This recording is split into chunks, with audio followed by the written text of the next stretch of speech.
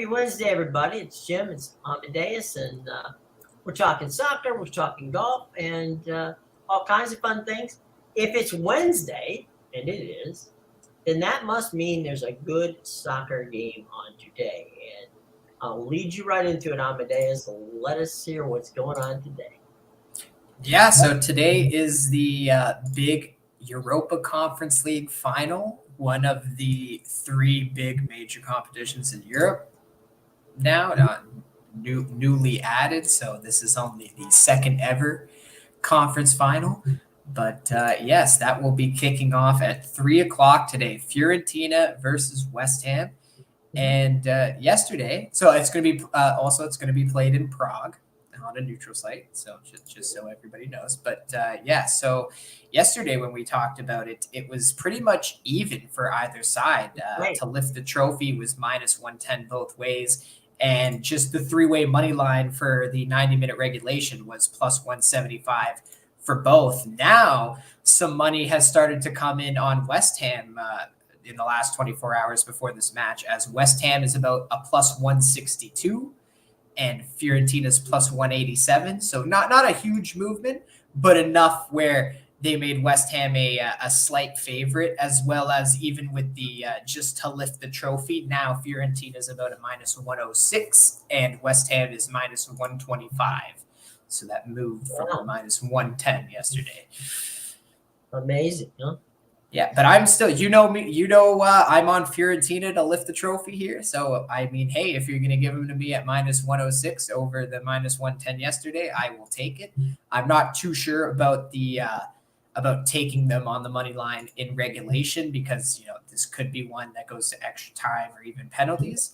But I just think Fiorentina, they've been playing a lot better in their last few games, and just the way they ended their season in Italy, they didn't really have anything to play for. They weren't able really to make it into a European spot. They kind of knew they had to win this competition to be in Europa League next year, but they still went out there and won their last two games, 3-1 and 2-1.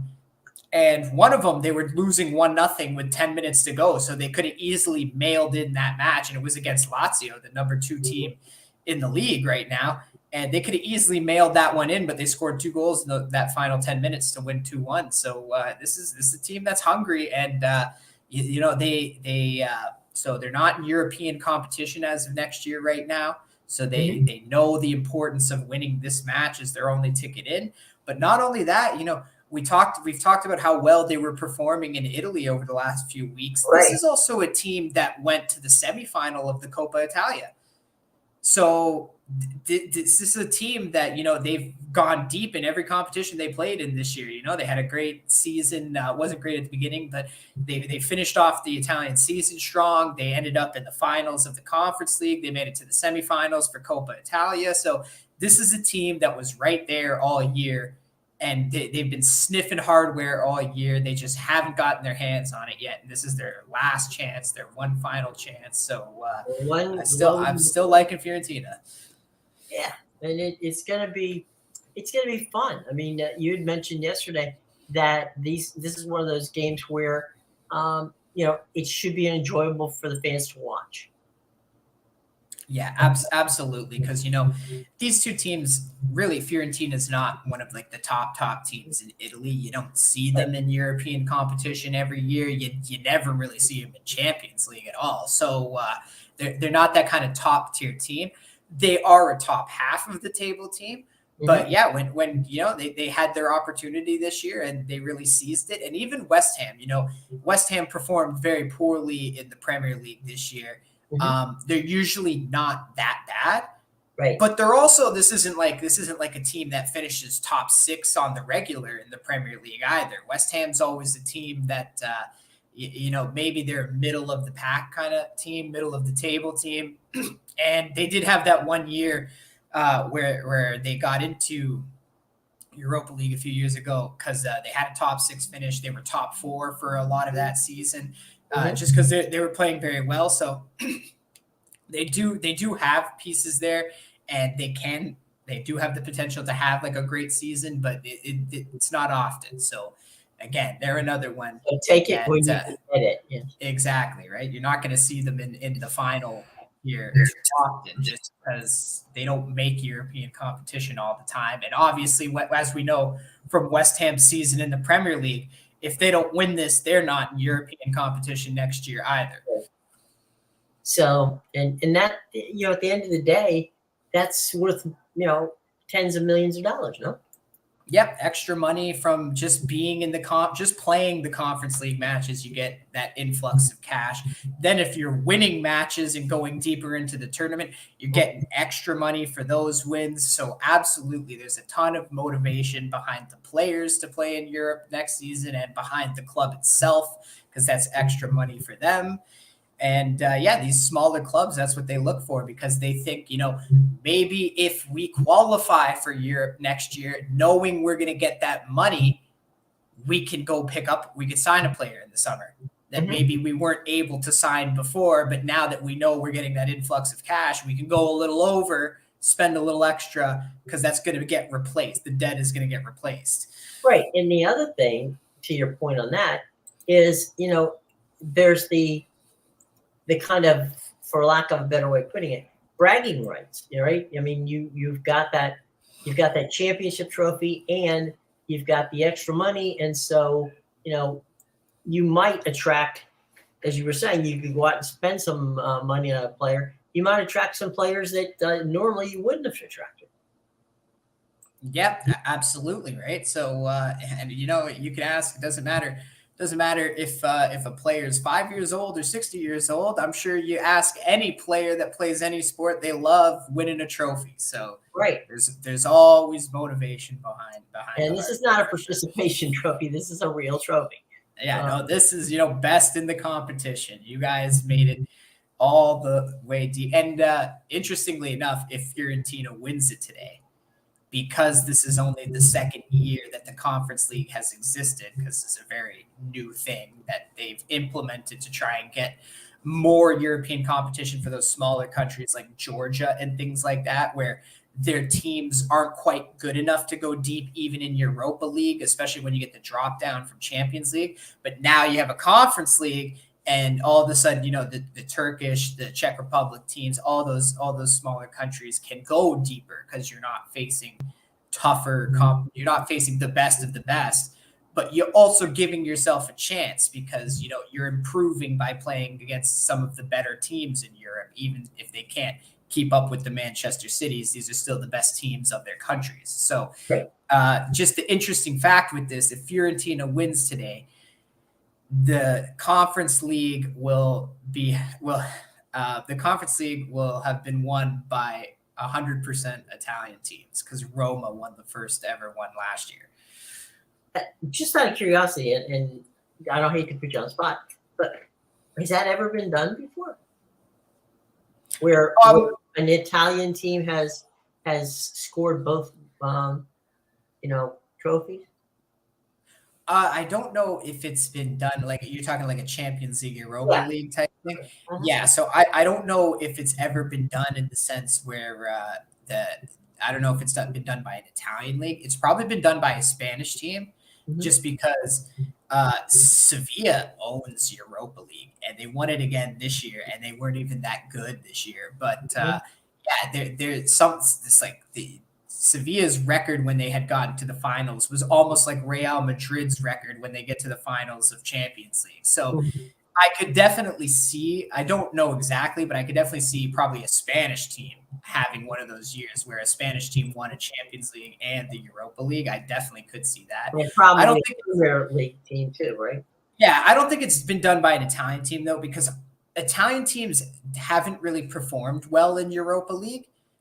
You get the odd ones, like my AC Milan used to be very dominant in the Champions League, but it's one of those things. And obviously you have Inter Milan in the finals this year. So it's one of those things where Italian teams tend to excel in Champions League and do nothing in Europa League.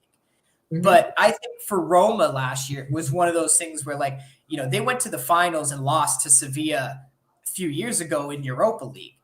right? So it's one of those where again they're facing lesser competition in the Conference League. So all of a sudden Roma couldn't win the Europa League for so many years. They were, getting to the finals, the semifinals. They were right there but not winning it. Now you introduce the Conference League, they dropped down to that and they ended up winning it in its first season because they were playing again against lesser teams, right? And they still played good teams like Marseille and Feyenoord, but these are not like, they're not the Manchester Cities and the PSGs of the world. So there you go. It helps. It helps when you have that lesser road, but yeah, it'll be 100% the Conference League. If Fiorentina wins today, the Conference League will have only been won by Italian leagues or by Italian teams in its history.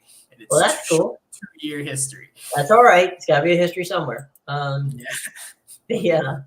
The thing that we talked about it's being in Prague, right? And Prague is a gorgeous city. I mean, absolutely, it's a gorgeous city. If you ever have a chance to go, folks, by all means, go. It's amazing. And so I imagine it's going to be certainly for the Italians, right? It shouldn't be that hard to get there. Yeah, I would expect to see quite a bit of Italian fans, maybe a little bit more than the West Ham fans, but I think it'll be a pretty decent split. Mm-hmm. So it's funny. It's Prague is it has one of those really, really cool. It's got a lot of really cool stuff, but it's got this this very special clock. And what happens is the clock, when it rings, right? It comes. There's this very intricate thing that comes out, and it spins around, and it's like a little village that spins around, and then you've got this guy dinging on the clock, and it really is fantastic. Now, the time I was there, it was 1:00, so it came out, it went ding, and then back away. So I got to see that much of it, but yeah, it's very cool. And it is what it is, right? So all right, there's that. Now we know that Newcastle and Sean has been advocating for the PIL to get involved in bidding for Manchester United. It looks like right now that the PGA, which we talked about yesterday, and the Live Tour are together again. Yeah, it's looks like there's going to be a merger, and you just got to think about you just got to think about all the players that turned down the offers. Yep, and are now going to get nothing from the PGA. Zip. And yeah. Actually, I just right before the show, I read I saw an article by the Toronto Star, and the headline was "The PGA used Rory McIlroy as their sacrificial lamb." So I didn't get to read the entire article. They're not wrong at all. It pretty much used poor old Rory as the face of you stay with us, you stay with the PGA, and now poor old Rory is going to get nothing out of it when he's got to come face to face with the live golfers once again. I did see his press conference today, and he was less than. He was. I give him look. How would you like to be Rory McIlroy? And everybody on the planet wants to talk to you about this. And you're playing in a tournament right there, not too far from where you are. That you're the defending champion in. And you're the defending champion. It's like I really needed this. So Rory says, well, what happened? By the way, what happened was that I got a text, mind you, on Monday night saying, Rory, can I call you in the morning from PGA, some of the PGA masterminds. And he had no idea what it was about and said, sure, call me. The PGA commissioner, if you want to call him that. Well, actually, it wasn't even that. It was a deputy commissioner. It wasn't even the main guy. We sent the assistant in Right, to do this right. job. Like, come on. Like they drew straws, right? It's It's like like breaking up through a text. Right. Yeah. That's a very good thing to do. So anyway, that actually is closer to probably everything in here. So Rory, who's taken all the slings and arrows, right? Gets this text. Can I call you in the morning? Calls him and says, Rory, here's what we're going to explain to you. And Rory goes, my first initial thought was not that this was a good idea. But he said, I understand in the best interest of the game and all that. And so from that standpoint, he towed the company line. But then when the reporter started asking questions like, hey, Rory, what did you, and Rory said, look, about the, there was reported between $300 and $400 million that he was off. He said, let me just get this part clear. He goes, I personally was never offered money, a penny. He goes, the Live Golf representatives approached my representatives. He goes, I told when my rep, when his agent called him and said, hey, Rory, Liv wants to talk to you about something, this deal. He said, I'm not interested. Okay. However, being an agent, his agent was at least willing to listen and hit him with, they hit him with a number, which I assume, and I'm just going to say assume because I don't know this to be true, that because agents love to do this. He probably leaked it out to the press, might even have thrown a few, extra dollars there. Yeah, but just doing what agents do. What agents do. And then called Rory and said, I got a number. And Rory said, what part of I don't want this do you not get? And so no, Rory technically, personally, never knew the number, didn't want to know the number, and was a no, a hard no. Okay. So as the press conference went on, Rory's diplomacy was a little bit less diplomatic as he, winded his way through this disaster. Well, that's what the reporters do, right? You tell them, you're like, look, we're not going to talk about this, right, and here's your answer to this, and then they just like to beat in the dead horse, right, for the rest of the interview, and it's like, well, his publicist probably drafted something, right, and said, here, Rory, this is, what do you think? And Rory go, okay, fine, maybe made a couple of tweaks to it one way or the other, and that was his official. That's my on the record comment. Now, when in a case like Rory, if I was Rory, I would kind of be happy that the reporters were going to ask me questions, because then I can simply answer it and say, well, I gave him a statement, but, and he said this, he says, I feel betrayed. Betrayed is not a good word. By the PGA, right? Right. Yeah. He says, I feel betrayed. He goes, suddenly we went from, these guys being, the worst people on the planet to now we're in business with them.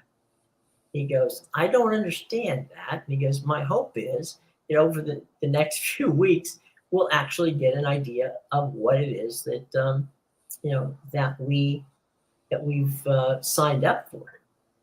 I will later today after the show, and I'll talk to you guys tomorrow about it. I've got an interview with Paul Azinger from NBC Sports, who obviously was involved from a standpoint of being a former PGA Tour player and still playing some events occasionally. I'll find out his thoughts on what happened. But my guess is Zinger's not going to be pleased either. And to be honest and be fair, the people who really got hurt here where the guys who are like the excuse me, the guys who play on a weekly basis, who make, work hard to get just enough money to make it. Now, they did fine on the Live Tour because Live was a team event, and so basically, you didn't have to have superstars on all the team. You could fill that out. So there were some guys there that probably made more money than they would have on the PGA Tour. So there's things here that the Live Tour had, which will probably be incorporated into the new PGA. But Live, as we know it, will go out of business at the end of next season. So there will be a 2023 Live. Now, here's the part that Rory was adamant about, and that was the golfers who left the PGA Tour getting some sort of easy pass to get back into the tour. And he was not for that at all. It was like, no, that was a hard no. There's got to be some ramifications to this. He said, I don't know what they are.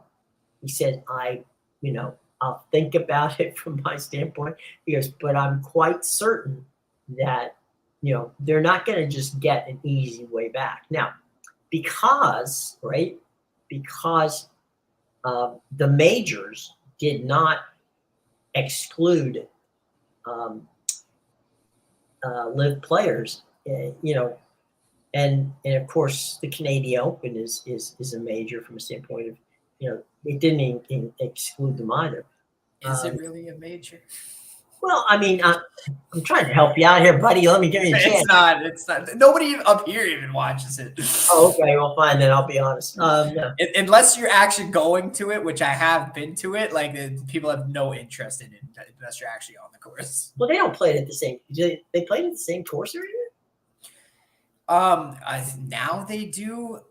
Huh. When I went to it, it was at Hamilton Golf Course. Okay. Hamilton Golf and Country Club. It's not at Glen Abbey anymore because Glen Abbey's been shut down for development pretty much. They're trying to make it into a golf course again, or development? No, for housing. Oh. Yeah. So yeah, and there's been a giant protest actually around the golf course over the last few years because the people of the city want to keep the golf course. Yeah. And the city wants to get rid of it for housing. So that's why we don't play at Glen Abbey anymore. But yeah, I think there's also a course out in BC and there's one in Quebec too that they have it at. Mm-hmm. But this course this year is the same one as it was last year, I think. It's Oakdale in Toronto. Well, yeah, I know it's Toronto, so yeah. But it's actually further for me than when it used to be in Hamilton. It's funny. We you and I before the show went on mentioned that the poor guys at the Canadian Open for some reason get whacked from the Live thing every the last 2 years. So it's like, whoever wins it, and you mentioned Rory McIlroy, of course, is the defending champion. This could not be. If you want to give somebody, he's your poster boy, right? He's the guy that gets whacked and betrayed and feels betrayed. You not only text him, to set up a phone call, which, by the way, by the time he said this himself, by the time the phone call was over, he was reading the information on Twitter. So it wasn't like they were necessarily holding this till Rory, had a chance to even, compose himself. It was simply, boom, let me tell you before it breaks. And here in the United States, okay, it was broken on CSNBC, which is the business channel. Okay. So NBC, CBS, ESPN, okay, all Turner, which is now Discovery Sports, all have investments in the PGA Tour. Okay, they didn't get a heads up on this, so it was broken on CNBC, the business channel, which you can imagine the golf channel. NBC, ABC, CBS, ESPN are scrambling like crazy, to find people, to talk about this because they're not getting the commissioner.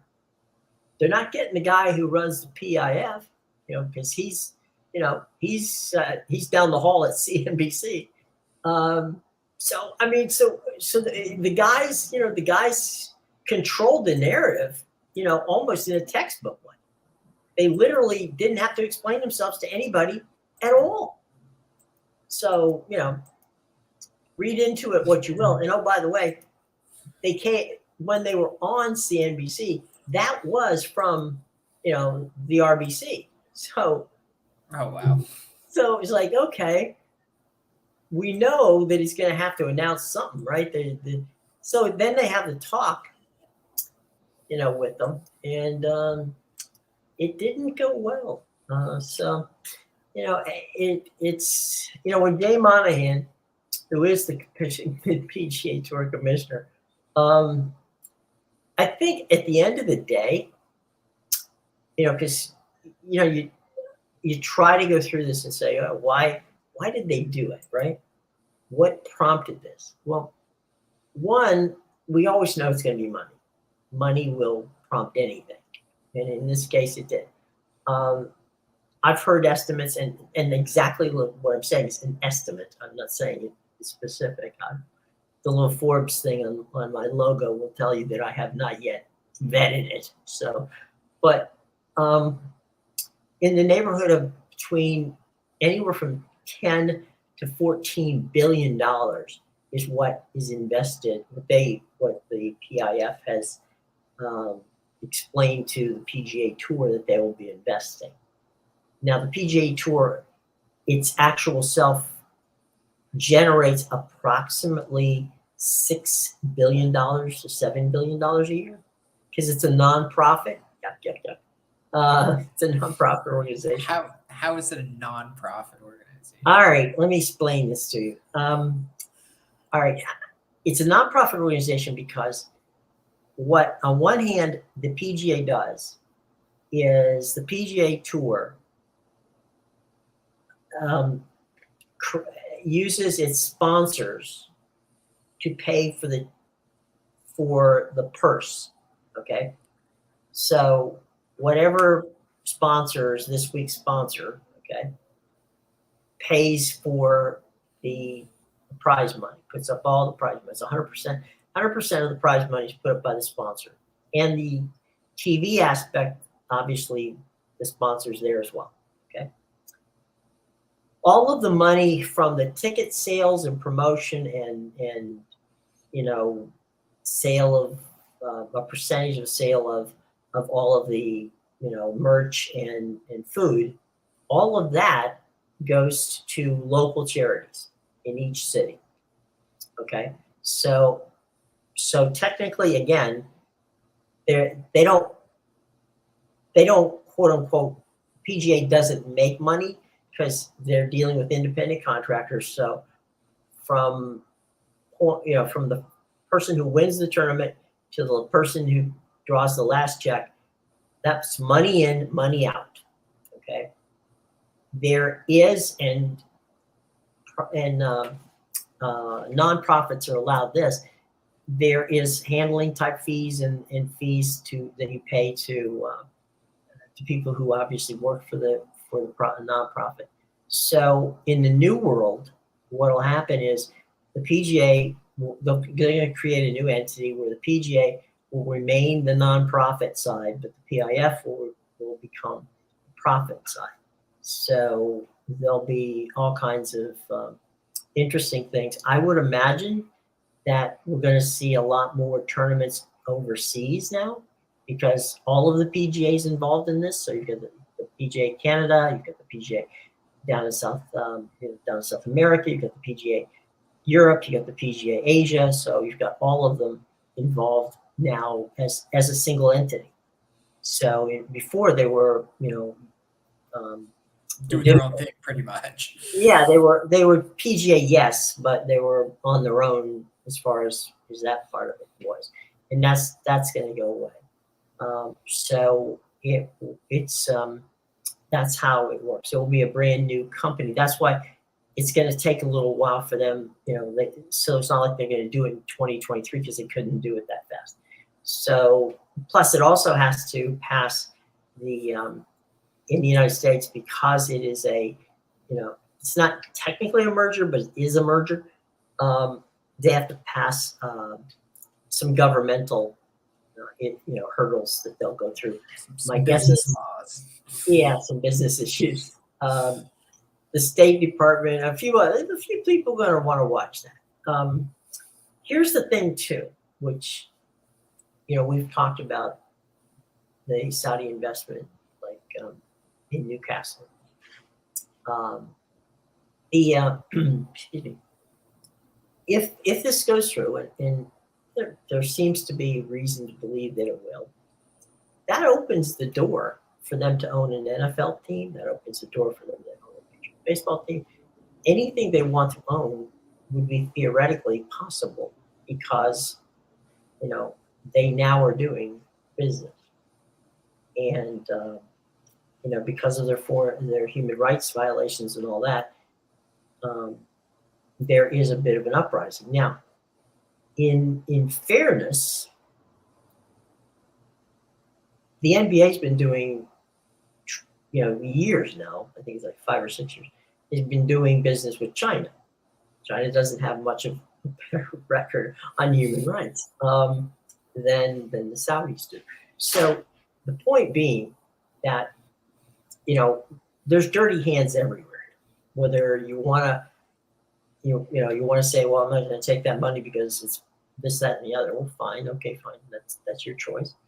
But what about the money that the NBA is taking? Okay.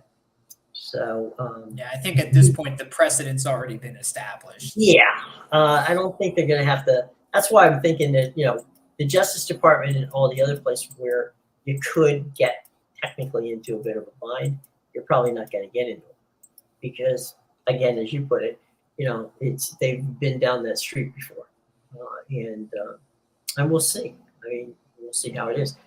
I do think that the Saudis made a bid to buy F1 last year, and they returned to buy F1 attempt this year.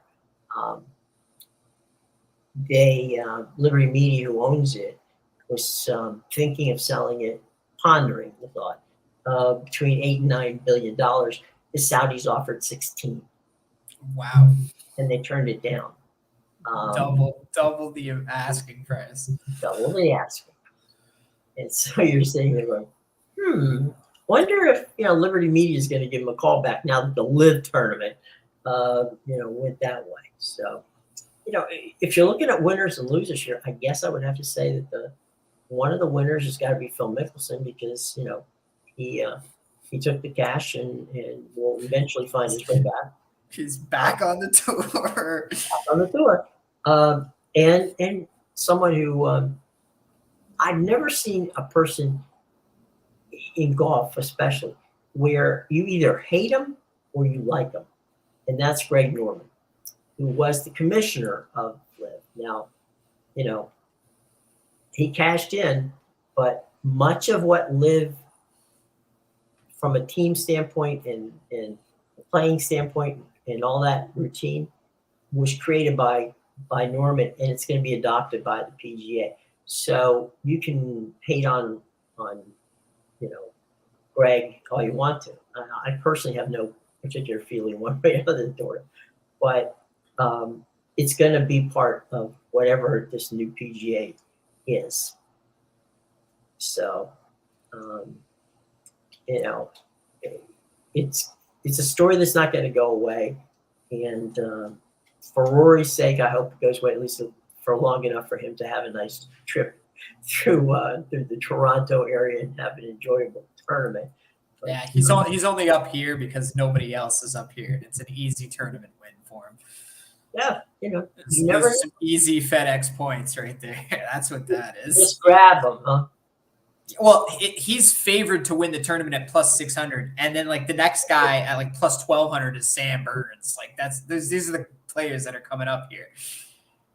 And it's not a knock on Sam Burns, right? But like, it's my point is, it's like Rory, and there's not another top 20 golfer up here. Okay, so it's kind of like, you would get back in the day, right? You'd get Tiger versus the field. Well, this is kind of like Rory versus the field. Exactly what it is. So, Rory's the defending champion. So, like, go grab that plus 600. Well, you also said that it's being played at the same course. Yeah, I think it is. And he finished 19 under last year. So 19 under through the 4 days, right? He torched it. Oh my God. So, yeah, it's a solid like 5 under every day. So whoa, man, our courses aren't easy too. Like I will say, as a Canadian, we got a lot of trees, we got a lot of like thick grass. Right. It's not easy up here, that's for sure. Right. Well, you better tell that to him, because he just ripped it. It probably today, after what he got handed to him for the last 48 hours, he might not he might not be on his game as well as good, or frankly, he might be liberated. I don't know. My favorite time to take a golfer or a tennis player is when they're pissed off. That's a good point. Like there's this guy from Chile, Nicholas Hari, it's Jarry. He's a tennis player. Anyway, he got a ban like a few months ago for performance enhancing drugs. Yeah. Ever since he came back, that guy went on like a tear. He won 6 straight tournaments. He's kind of faded off a bit now, but like he was just so mad after that. And look at Scherzer since he came back from his suspension. True, yeah. He had the one bad start, and he's given up like no runs since then. Yeah. And by the way, we mentioned yesterday about when Jacob deGrom's coming back, and ladies and gentlemen, this just in: Jacob deGrom isn't coming back. He always finds his way on like one of the best teams in the league and never plays that season. It's like, oops. By the way, for those of you, tomorrow, Oakdale, as Amadeus said, it'll be on CBS, the Golf Channel, and Paramount Plus. The purse is a $9 million purse, and there you go. So that is Keegan Stanley's gone there, so not bad. No, yeah, there's some names, right? But like besides Rory, you're never gonna get Rahm. Tiger Woods would never come up here, right? Like you're never gonna get those guys, the Rahms, the Cam Smiths. How's it in the mornings? If you had a choice, would you play in the morning there or play at night? I mean, the afternoon. Personally, I like to play in the morning because it can get really hot in the afternoon, especially with the humidity around here. The humidity is bad because we're right on a lake. Mm-hmm. And yeah, sometimes the afternoon, the sun is just beating down on you. Well, and the course is in the city. Like it's not on the outskirts of Toronto. It's literally in the city, surrounded by buildings. So there's not going to be a lot of shade on this course either. Or wind, for that matter. Yeah. Like it's really it affects it bad. It's like right in the city, which I never understood because traffic is terrible in Toronto. And as a golfer, just as the golfers from that standpoint, like I don't even know why you would want to travel to the course in the morning. Well, Rory's gonna tee off at 7:33 in a foursome with Justin Rose, Simpson, and Brim. So that's a neat little foursome at 7:33. Yeah, you got some top 20 players in that foursome right there. That's like your superstar foursome right there. That's the one if you're gonna follow. If you're gonna walk the course, you walk the course with those guys. Literally the one featured group. Yeah, it makes it simple. Because the PGA likes to do that. Well, all right, folks. Tell you what, we will get back to you tomorrow and get you ready for the Champions League final on Saturday, and also we'll let you in on if there's any golf played tomorrow at all. By that time, we will have Rory's score, I would think. 2:00 tomorrow. So, anyway, guys, thanks so much for joining us. We shall return tomorrow, 2:00. And have a great day.